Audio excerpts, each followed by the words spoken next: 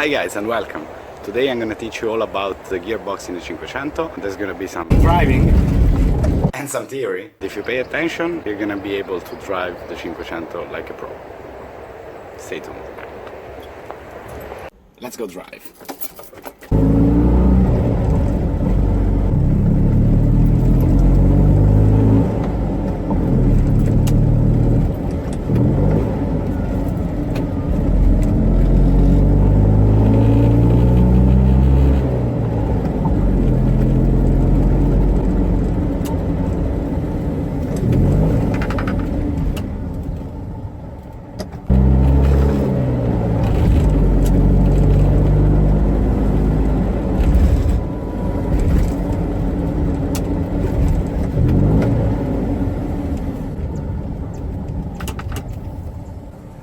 You might have noticed that shifting gears, especially downshifting, is pretty tricky. And the reason is the 500 has a constant mesh gearbox. Before we proceed any further, let me explain to you how a constant mesh gearbox works. This is a simplified representation of a constant mesh gearbox. It's called constant mesh because all the gears are meshed together all the time. We have basically two shafts. The lay shaft, which is the input shaft that is connected to the engine when the clutch is engaged. And we have the main shaft, which is the output shaft transferring the power from the engine to the differential and the wheels. On these two shafts, we have gears. The gears on the lay shaft are fixed to it, while the gears on the main shaft are on bearings and can spin freely on the shaft. When the clutch is engaged, all these gears spin together with the engine, but the main shaft is connected to the wheels, and when the car is still, is not moving at all. To engage the gears, we have dog clutches. The dog clutches are fixed to the main shaft that is splined, while the gears are on bearings. The dog clutches rotate with the shaft and can slide back and forth to engage the gears. You see, they have teeth on the sides, and the gears have teeth on the sides, and when the teeth interconnect, the gear spins the shaft. So when you slide the dog clutch and you engage a gear, the power gets transferred from the engine through the clutch to the clutch gear, to the lay shaft, to the gear on the main shaft, and to the main shaft and to the wheels. You connect the engine to the wheels, basically. In neutral with the clutch disengaged, you can just put any gear in, no problem. When the car is still and the clutch is disengaged, the lay shaft is not moving because it's disengaged from the engine, and since the wheels are not moving, the main shaft is not moving either, so you can engage any gear with no problem.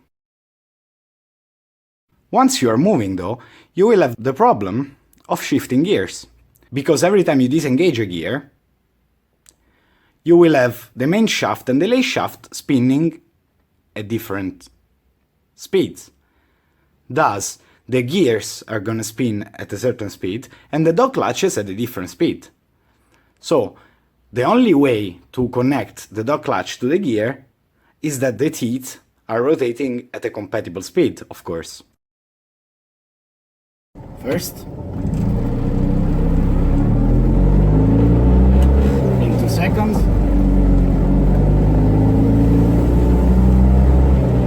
into third, and into fourth. No problem, right? Well, there is a secret to it. Since you're going from a larger gear to a smaller gear, the smaller gear is gonna be turning faster. When you disengage the clutch, the lay shaft slows down a little bit. At that point, the dog clutch is compatible with the gear, so provided you don't wait too long or too little when shifting gears, you can just shift from one gear to the next with no problem. Let me show you again.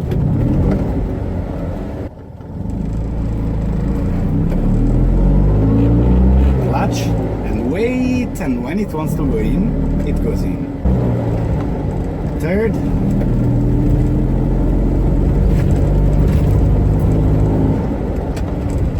fourth. The secret is you want to finesse the gears in. You don't yank them, you don't push them in. You just slowly try to engage the gear until it just pops in. If you try to yank them, like you see some people shifting on YouTube, you're gonna break your gearbox. So don't do that.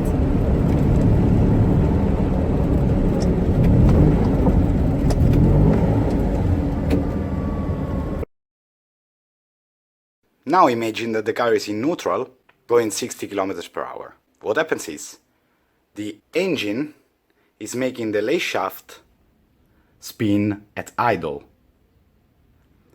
And the wheels are actually dragging the main shaft at 60 km per hour. So the gears and the dog latches are all spinning at different speeds. What you need to do now to engage a gear is match the revs of the dog latches and the gear you want to engage. What you really want to do when you want to learn how to drive the 500 is get a feeling for the rev matching.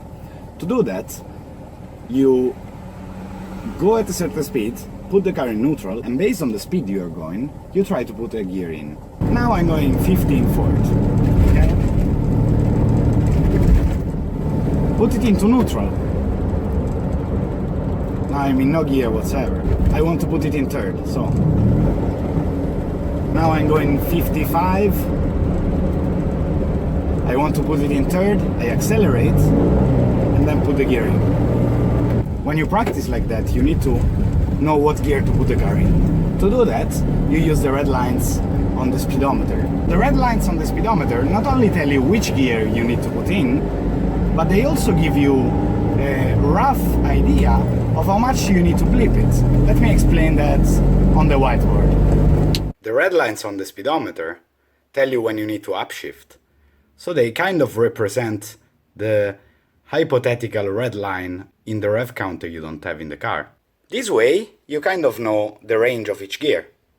So let's imagine the red line is at 4k RPM, which should be pretty accurate. So for each speed, you will know which gears you can engage and at what RPM. So let's say we are going 60 in neutral. We will know that that represents 3.5 kRPM in third, or roughly 2.5 kRPM in fourth. Let's say you're going 20, you'll know it's 3 kRPM in first, 2 kRPM in second, and so on. Of course, you will still need to do it by ear, but that's good to know. Now I'm going 60, I cannot put second in, I can only put fourth or third.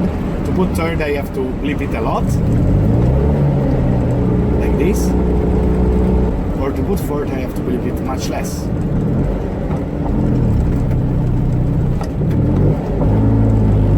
Of course I was going uphill, so the car was slowing down. Let's try again. I'm going 60, put it in neutral, blip it a little, fourth gear. No problem.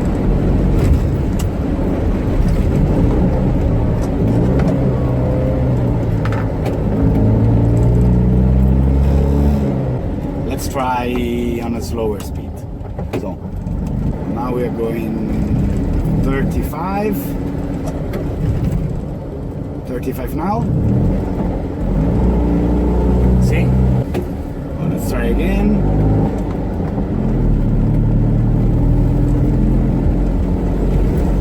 Neutral. Now we are going 40, so healthy blip. Put it into gear in seconds. Brake a little. Going 40 again. Blip it.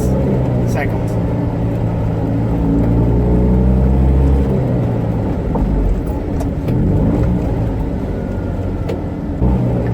Going 35. Blip it a little less. Second gear. Going 60. Third gear. Now there is an uphill. I put it in neutral, car is slowing down, slowing down, I'm going 50, accelerate a little less and put it into gear. Now I'm going 35, put it into second.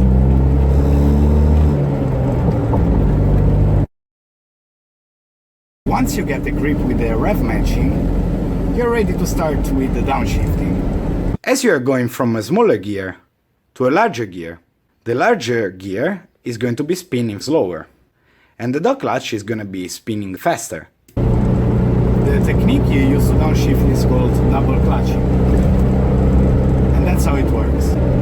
You disengage the gear, you brake, you accelerate in neutral, and then you put in another gear, so you clutch twice. Once to get the gear out, and then you engage the clutch again in neutral, and then when you want to put the gear in again.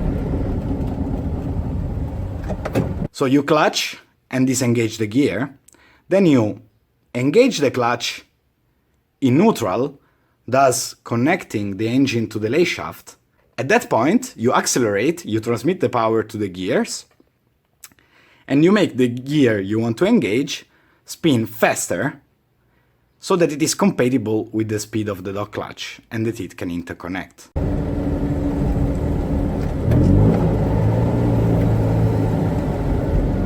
The way you learn how to do it is you're in third, you brake, you brake, you brake, now you're in the range of second gear, you disengage and you put in second. You need to get ready a little bit in advance. So you know there is a turn, so you brake, and when you're in the correct range, you just put it into gear.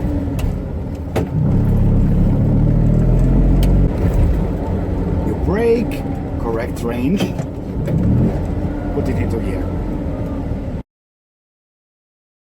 Once you get a grip with all the rev matching, the double clutching, etc., you can start to think about heel and toe. Heel and toe is a technique in which you do the braking and the double clutching at the same time. As you are on the brake, put the car in neutral, then rev it, and then put it into gear again. So this time your right foot doesn't need to go on the brake and then on the accelerator and then on the brake again eventually, but it can just do both things at the same time. So third gear, heel and toe, brake, neutral, accelerate and go.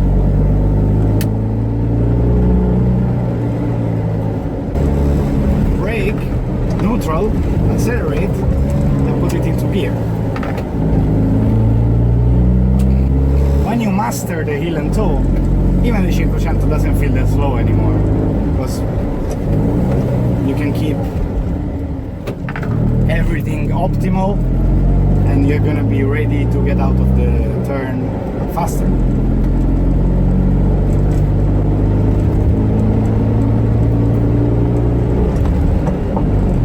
Now let's heel and toe twice.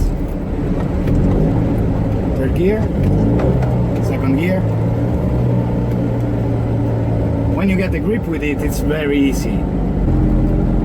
If you think about it, this car was the most common car in the 60s in Italy, and everyone was driving it. You'll get a hang with it, and you'll be able to heel and toe like a pro.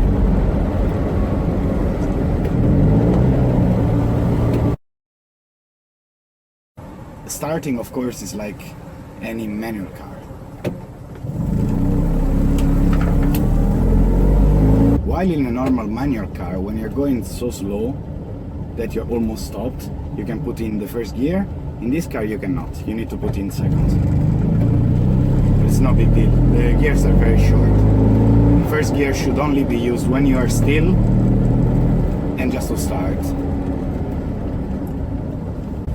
A little trick to make the double clutching easier is that the shape of the teeth on the dog clutches and the gears are so that when you release the accelerator abruptly and you very quickly disengage the gear, it just disengages without clutching. So at this point you're in neutral with the clutch engaged.